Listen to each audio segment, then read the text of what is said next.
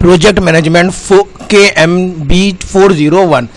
आज का video 30 questions के पर आधारित है जो आपके प्रोजेक्ट टाइम और कॉस्ट से रिलेटेड है।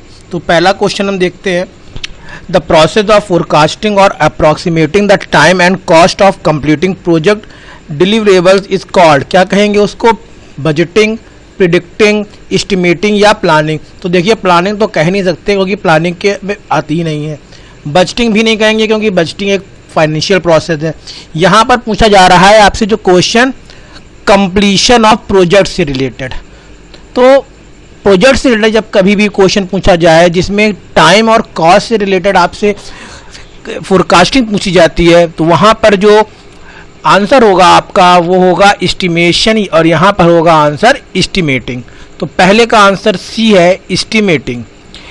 सेकंड क्वेश्चन है, in practice estimating process are frequently classified as top down, bottom up approach, rough और पॉलिश्ड अप्रोच, प्रिसाइज और ऑर्डर ऑफ मैग्नीट्यूड अप्रोच या ड्राफ्ट एंड फाइनल अप्रोच। तो जो सही आंसर होगा वो होगा आपका टॉप डाउन और bottom up approach. Most important question है आपका ये कि टॉप डाउन और बॉटम अप अप्रोच प्रोसेस में प्रोजेक्ट में होती हैं। अब क्या है, typically statement in actual practice is that estimate should have a probability of being met of the time। तो देखिए फर्स्ट सेमेस्टर में हम लोगों ने पढ़ा था probability distribution और उसमें पढ़ा था हम लोगों ने estimation, जिसमें हम लोगों ने Z टेस्ट, T टेस्ट ये पढ़े थे। तो जैसे हम लोग जानते हैं कि एक नॉर्मल डिस्ट्रीब्यूशन कर्व होता है, ठीक। एस्टिमेशन की अगर बात करें इसमें तो जो एस्टिमेशन माना जाता है वो कितना माना जाया करता था? वो माना जाया करता था 95%। A good starting point for developing time and cost estimate its past experience, work package, task analysis, time and motion study। तो देखिए यहाँ पर प्रोजेक्ट मैनेजमेंट में टाइम एंड मोशन स्टडी का कोई काम नहीं है। अब आपका जो क्वेश्चन बन गया वो 3 यहाँ पर पॉइंट पर आधारित होगा इसका आपका आंसर। वर्क पैकेज भी कैंसिल हो गया क्योंकि यहाँ पर स्टार्टिंग पॉइंट पूछा जा रहा है।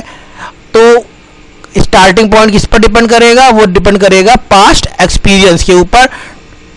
आपका फोर्थ का ए आंसर सही होगा। विच of the following is not, answer he question जो आपसे पूछा गया है वही निगेटिव में पूछा गया है। Not one of the factor that need to be consider to improve the quality of estimate for a project time and cost. तो इसमें सही आंसर क्या होगा? प्रोजेक्ट में प्लानिंग होती है, पीपल होते हैं और एस्टिमेट्स होता है, लेकिन प्रॉफिट नहीं होता। सही आंसर क्या होगा आपका? डी, प्रॉफिट जो होगा वो आपका सही आंसर होगा। नेक्स्ट क्वेश्चन है, एक एग्जाम्पल ले लिया है हमने, जगह आपको एक केस स्टडी है। Ed is looking over the actual result of project and comparing them to what was estimated. He noticed that the project had took 6 months or longer to complete, were noticeably more of the estimate. Which of the following factor he recognized? Pending estimate, देखिए यहाँ पर जो पूछ रहा है looking over the actual result of the project, ठीक, and comparing it with the estimate, comparison भी कर रहा है। और क्या नोटिस कर रहा है? प्रोजेक्ट टुक 6 मंथ और longer to complete, noticeable more of estimate. अगर वो 40 दिन में हो रहा था तो अब वो कितने दिन में होगा? वो बढ़ सकता है 50 दिन तक। 6 मंथ बढ़ सकता है 50 दिन, या मतलब जो भी है 6 मंथ की वह यहाँ पर मैक्सिमम टाइम दे रखा है। तो which of the following factor he is recognized, तो ये क्या रिकॉग्नाइज करेगा? पेंडिंग एस्टिमेट नहीं, ये होगा आपका प्लानिंग हॉरिजन। नेक्स्ट क्वेश्चन है, Janet is forecasting how much money her department need to support a new project. She estimate the 2 people and $25,000 in expense will cover her need. Because the management typically insists on reducing forecast by 20%, he increases his estimate to allow for that reduction. Which of the following factor is illustrated in this situation? तो इसमें तो कौन सा factor जो होगा वो आपका इस सिचुएशन में कारगर होगा? तो वो होगा आपका पैडिंग एस्टिमेट। नेक्स्ट क्वेश्चन है, अब इनकी थ्योरी आपको अपनी बुक से ही पढ़नी पड़ेगी कि ये क्या क्या होते हैं। पैडिंग एस्टिमेट, प्लानिंग और दिन प्रोजेक्ट स्ट्रक्चर, ये आपको अपनी बुक से ही पढ़ना पड़ेगा। विच of the following is a good condition for top down, most important question, top down और बॉटम अप अप्रोच तो जरूर एक क्वेश्चन आपके पेपर में आएगा। Good condition for top down estimating, top down estimating के लिए बेस्ट कंडीशन क्या होती है? Cost and time department, fix price contract, customer want detail and internal और स्मॉल प्रोजेक्ट। जो टॉप डाउन अप्रोच का एस्टिमेशन होता है वो डिपेंड करता है इंटरनल और स्मॉल प्रोजेक्ट पे। अब देखिए next question, which of the following is a good bottom of estimating. वहां पर पूछा था टॉप डाउन और यहाँ पर पूछ रहे हैं बॉटम अप एस्टिमेशन। तो देखिए इंटरनल और स्मॉल प्रोजेक्ट तो होगा ही नहीं। Strategic decision making, fix price contract या हाई अनसर्टेनिटी, तो अनसर्टेनिटी के होने की भी संभावना खत्म हो गई क्योंकि बॉटम अप अप्रोच है। अब आपके पास दो ऑप्शन रह गए हैं, स्ट्रेटेजिक डिसीजन मेकिंग और फिक्स प्राइस कॉन्ट्रैक्ट। तो स्ट्रेटेजिक डिसीजन मेकिंग जो होता है वो आपका टॉप डाउन एस्टिमेटर से रिलेटेड हो सकता है। तो इसके राइट आंसर होगा fix price contract. Next question है, top down estimate are most likely to occur during, कौन से फेज में होता है? ये भी इंपॉर्टेंट क्वेश्चन है। टॉप डाउन कहां पर अप्लाई होती है? वो होती है कॉन्सेप्ट फेज में अप्लाई। और देखिए अब क्या है, estimate are most likely to use low cost, यहाँ पर लो कॉस्ट की बात करें एंड एफिशिएंट मेथड के लिए कौन सी अप्रोच सही रहेगी? तो देखिए लो कॉस्ट के लिए जो सही रहेगी वो बॉटम अप अप्रोच सही रहेगी, क्योंकि इस अप्रोच में प्राइस क्या हो जाता है, फिक्स कर दिया जाता है। जितना प्राइस फिक्स कर दिया जाएगा वही कंसीडर किया जाएगा, बढ़ जाए कम हो जाए कोई भी इसमें अंतर नहीं पड़ना है। 12th question, which of the following method is not consider, negative question पूछा गया है फिर से। और top down approach to estimate the project time and cost, तो कौन सा मेथड सही रहेगा? बेस्ट मेथड होगा टेम्पलेट मेथड। ये आपको याद करना होगा क्वेश्चन नंबर 12 को। नेक्स्ट एक क्वेश्चन और ले लिया है हमने, jaws is forecasting project time and cost for constructing a new building by manipulating the total square footage by a given dollar amount, which of the following method he is using। यहाँ पर देखिए forecasting project time and cost for constructing a new building by multiplying the total square footage by dollar amount। तो यहाँ पर use क्या करा जा रहा है? यहाँ पर रेशियो का यूज किया जा रहा है। नेक्स्ट क्वेश्चन है, seen is the forecasting the time and cost for developing the and customize the software by looking at the number of input, output, inquiry, files and interface. इतने सारे function आ रहे हैं। Which of the following method is use, तो ratio नहीं होगा, ratio में multiplication addition होता है। टेम्पलेट जो होता है आपका वो भी हम लोग पढ़ के आए हैं। अब ये टेम्पलेट भी नहीं होगा, एवल्यूएशन कॉस्टिंग नहीं होगा, आंसर होगा फंक्शन पॉइंट, क्योंकि यहाँ पर बहुत सारे फंक्शंस के थ्रू फोरकास्टिंग की जा रही है। नेक्स्ट क्वेश्चन है 15 number question, Laura is forecasting the time and cost for developing an internet for a new customer and her department has completed 6 such internets for customer during the last 2 years. Although the process system is about the same size as other, she estimates that it will take about 10% less time and money. Which of the following method he is using? देखिए उसने जो method use किया है वो कौन सा किया है? जो पहले मेथड था उसने पता लगाया कि अगर हम एक पर्टिकुलर मेथड यूज करेंगे तो 10% लेस टाइम और मनी में काम हमारा हो जाएगा। तो लूरा ने जो मेथड यूज किया है वो कौन सा मेथड यूज किया है? तो देखिए लूरा ने जो मेथड यूज किया है वो यूज किया है आपका लर्निंग कर्व मेथड। क्यों यूज किया है? देखिए the phenomena of the task that are labour intensive in these circumstances the pattern of improvement phenomena can be use to predict the reduction in time to perform the task. तो इस कारण से उसने learning curve use किया है। Next question है हमारा 16th question,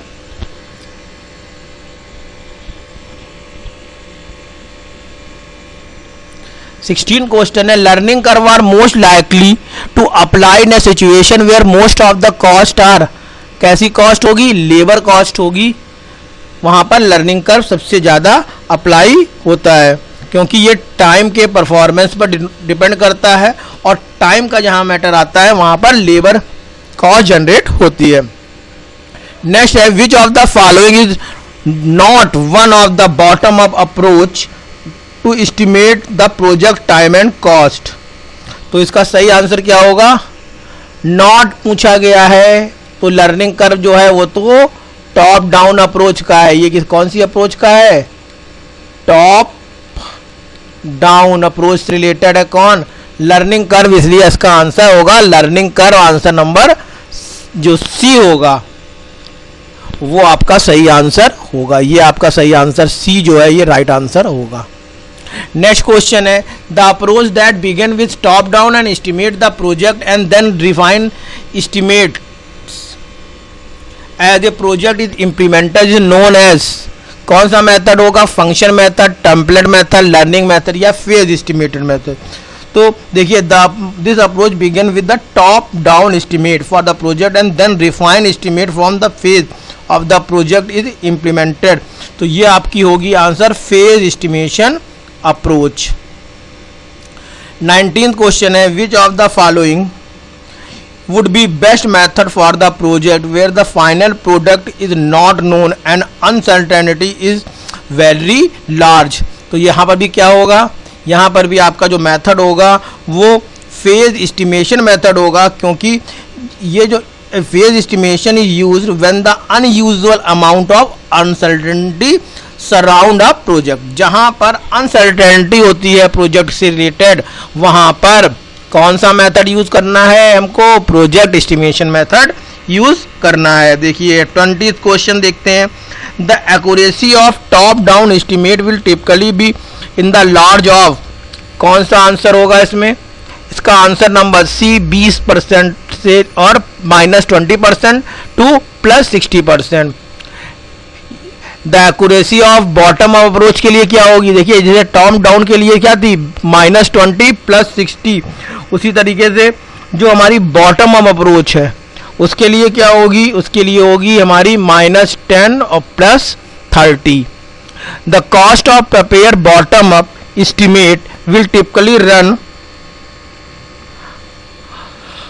how much more than the cost to prepare the top down estimate. तो देखिए क्या होगा, टॉप डाउन और बॉटम अप अप्रोच के एस्टिमेशन में सेम रहेंगी, ट्वाइस हो जाएंगी, about thrice the time as much है या 4 द टाइम। तो देखिए जो आपका राइट आंसर होगा कि दोनों अप्रोच के कारण ये हो जाएगा क्या, thrice the time as much. 23rd है, टिपिकली काइंड ऑफ कॉस्ट, ये आपका इंपॉर्टेंट क्वेश्चन है number 22।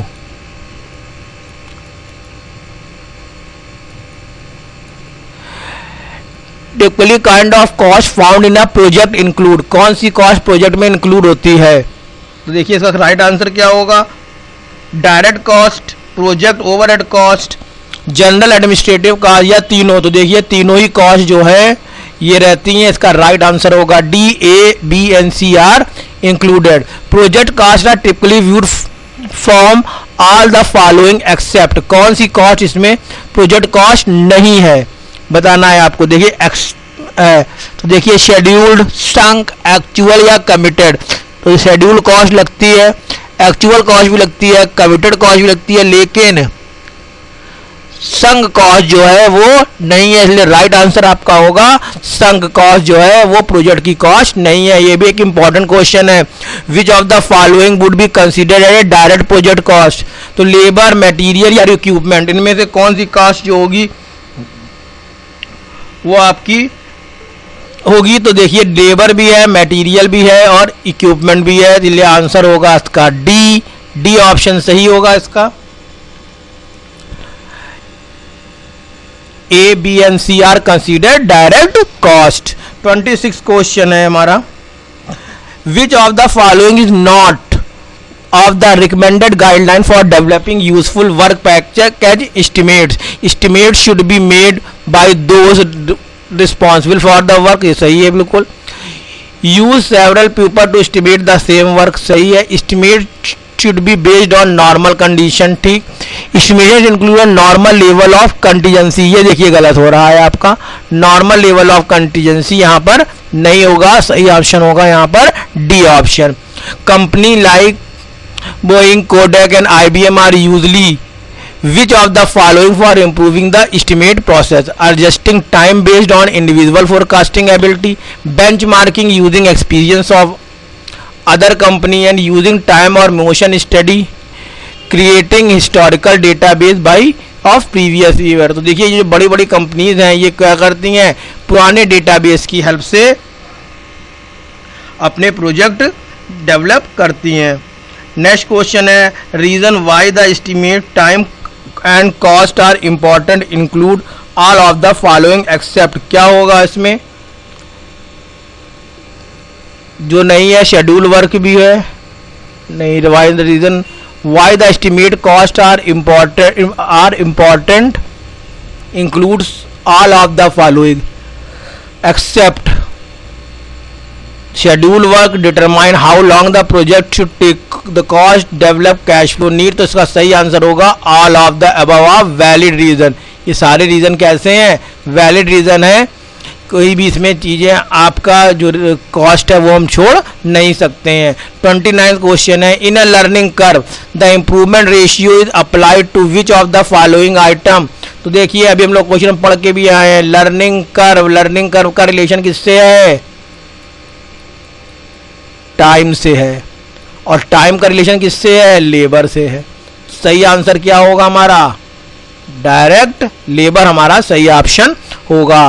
Bottom up approach for estimating cost and time that use cost from past project that were similar to the current project is known as, देखिए यही तो होता है, एक project की कॉस्ट के से दूसरे प्रोजेक्ट की कॉस्ट का कैलकुलेशन करना कहलाता है टेम्पलेट मेथड। ऊपर हम लोगों ने पढ़ के आए ना टेम्पलेट की कौन सा मेथड यूज होता है, तो वही हम लोग पढ़ने जा रहे हैं। अब हम लोग यहाँ पर टेम्पलेट मेथड क्या होता है, रेशियो मेथड, टेम्पलेट मेथड और फंक्शन पॉइंट मेथड, ये तीनों की थ्योरी आप अपनी बुक से अच्छी तरीके से पढ़ लीजिए। जो WS मेथड है वो बॉटम अप अप्रोच का वर्क नहीं करेगा। Which of the follow top method is used when the project is closely followed the past project in feature and cost result, the cost being assigned by the percentage for major segment of the project। यहाँ पर क्या हो रहा है, एक project जो है वो दूसरे प्रोजेक्ट की कॉस्ट को टेकन ओवर कर ले रहा है, यहाँ पर हो जाएगा आपका ए ऑप्शन एब्जॉर्प्शन मेथड। तो ये थे हमारे 30 क्वेश्चन जो आपके रिलेटेड हैं प्रोजेक्ट मैनेजमेंट से। अगर आपको वीडियो अच्छा लगा है तो आप चैनल को सब्सक्राइब करिए, बेल आइकन पर क्लिक करिए और नए नए वीडियो के नोटिफिकेशन आपको मिल जाएंगे।